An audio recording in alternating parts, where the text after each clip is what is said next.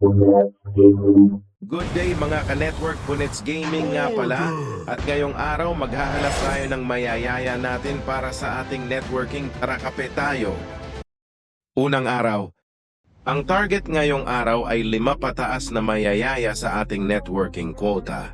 Habang ako ay naglalakad, napansin ko na may nagkwewentuhan sa may gilid at agad-agad akong lumapit upang aking maalok ng networking para sa aking quota.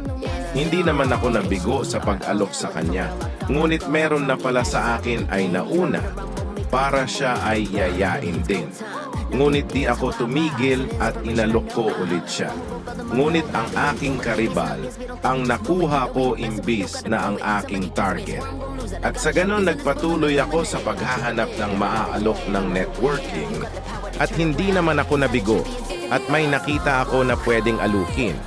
Kaya dali-dali akong nakipag-usap sa kanya at pilit kong kinukumbinsi. Subalit hindi ganon kadali na siya ay mapapayag. Kaya humingi ako ng tulong sa aking kasama para makumbinsi namin siya. Subalit may kasama pala siya, kaya agad ko rin kunumbinsi ang kanyang kasama. At hindi naman kami nabigo at napapayag namin sila. At sa ganun nagpatuloy ulit ako sa aking paghahanap.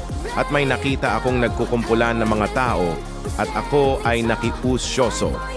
Kaya sinamantala ko ang pagkakataon na makakumbinsi ako para sa aking quota. At doon nga ay napapayag ko ang 2 tao at sa hindi kalayuan ay manakita ulit ako kaya agad ko siyang inalok.